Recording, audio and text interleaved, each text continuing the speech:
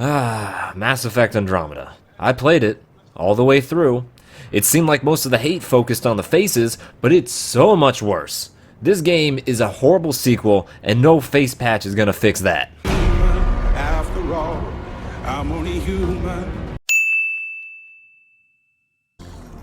For weeks, scholars have debated over Mass Effect Andromeda's most egregious crime, but many overlook the fact you only get 3 goddamn seconds of bad dancing after finishing the entire fucking game. But I'm getting ahead of myself. You play as Ryder. After 600 years in cryosleep, he or she wakes up in the Andromeda galaxy as part of an initiative to start colonizing away. You may notice that I made my Ryder look like Archer, because if this game's gonna be a joke, I might as well get a laugh out of it. Although, I think I might have put a little bit too much Travolta in him. Darling, my beautiful, my... Oh well, it's better than any of the other hideous starting faces. I mean, come on, BioWare. Did all the design on alien species make you forget what human beings look like? Anyway, as it turns out, the planets a few million light years away that were ripe for settling changed quite a bit over time. You find out the hard way by crash landing on a planet, blah blah blah, your dad dies trying to save you, blah blah blah, you have a computer in your head, and now it's up to you to find suitable planets to settle. But how do you find suitable planets, you might ask, if every mudball is borderline uninhabitable? Well, conveniently, there's this group called the Remnant, and they already did most of the work. Turns out the giant computer in every planet just turned off. So just take customer support's advice and boot that shit up again. That's right. Mass Effect Andromeda's plot is based around rebooting planets by finishing a baby's first Sudoku puzzle. I'm fed up with this world. Compared to the previous Mass Effects, Andromeda isn't interesting in both execution or thematic storytelling. In the original Mass Effect trilogy, you had to band together with different groups to overcome a virtually unstoppable threat. It was survival through unity, which is a fantastic theme you can parallel to the real world. What does Andromeda have? Survival through exploration and cooperating.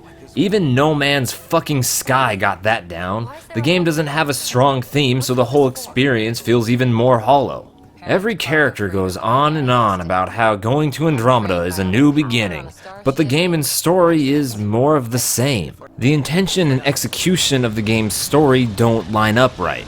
BioWare certainly had the tools to make it feel new yet familiar, but the Helios cluster never hits that grandiose level of exploring a new galaxy that every character goes on about. Hell, if you even compare the amount of sentient species in Andromeda to the first 3 games, this sequel ignores more than half the Milky Way's aliens, while only introducing 2 new races. And while numbers aren't important, it definitely makes this new galaxy feel much smaller.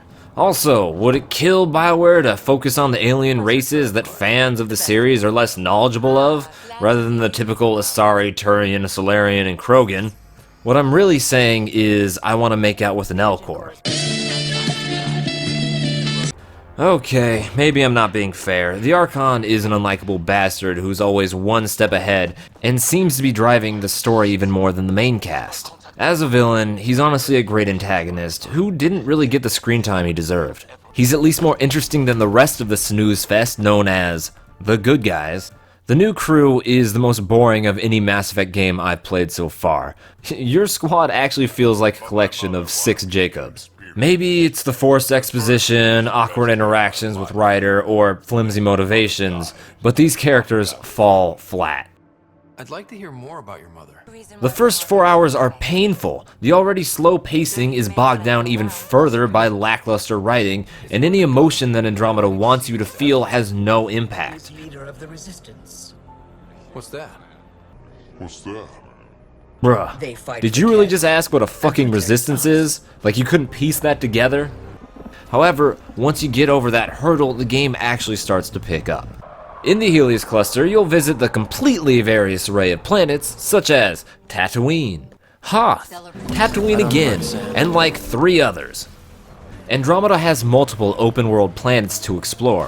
While most environments aren't exactly brimming with interesting content, I did find myself getting immersed, at least until you find out you have 15 more hours to go, and realize you're in for a mediocre week of gaming. Since the game is open world, combat is less cover-based than previous entries. Altogether, the combat is definitely better than waiting behind a wall for your shield to recharge. Granted, not by much, but who actually plays a BioWare game for the combat? Although this time around it certainly looks cool and stylish, but it still isn't very much fun. I may look like I'm having an epic battle between some alien beast, but I'm just jumping away from his attacks. The jetpack gives the combat a nice boost, but some of its applications are a little questionable. Hey guys, it would be really cool if he aims after a jump, his jetpack will keep him floating. Wouldn't that be a really shitty battle tactic? I mean, you'd basically just be a wide open target in the midair. It'd be like standing in an open battlefield asking to be shot. Andromeda lets you customize your build and skill layout, which is empowering even if it makes you a little too OP.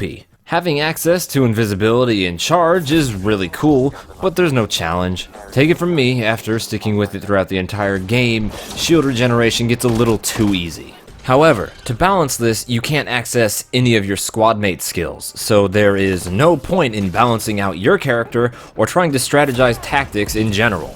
But God forbid removing the useless orders that I only used twice, on accident. Remember the days when you had to carefully pick your team to be ready for any situation? Yeah, that's gone now. Just pick the two tankiest characters you have and you're good to go. The side missions are all varied, but man, are some way better than others. Here we have a loyalty mission for Jacob number 2, and this is probably the best mission in the entire game. We're here to help, and why am I the one defending your plan? I don't know. I will not be ignored anymore. And on the other hand, we have grocery shopping. People on Kadara are fighting a bacterial infection. Do you have antibiotics? Of course. While we're on that topic, the research and barter menus are terrible. It's not exactly unappealing, but it is overwhelming as fuck. You take one look at this and think, maybe I'll just scavenge everything. As far as visuals go, it's a BioWare game, so it doesn't look great, but when have they ever? My issue is with shit like this. Having plants grow before your eyes because the game can't render fast enough is just lazy. Especially when you look at these gorgeous transitions as you fly from planet to planet. They got old after the second time, and how much time and effort actually went into these. Andromeda tries to be an ambitious sequel with its open worlds and the removal of the Paragon and Renegade system, but it still plays it too close to the vest. The gameplay feels more like a third-person shooter with RPG elements and two NPCs following you around all the time, while the story is just altogether worse. It lacks any experimentation and isn't very memorable whatsoever. Mass Effect Andromeda is not a good sequel. If you want to get into the Mass Effect series, play any of the previous games. Even more so considering how the series has been put on hold. This may be strange coming from me after I railed on this game for 7 straight minutes, but it is still a shame because the series does have quite a lot of potential. But as it stands now, Mass Effect Andromeda gets a D. Alright guys, I hope you enjoyed the video, well, at least more than I enjoyed playing the game, which isn't very much. I will have a Nier Automata video in the works. I, for some reason, decided to work on it while I was doing this one, so it should be out relatively soon. Stay tuned for more reviews and other weird shit that I do. Later.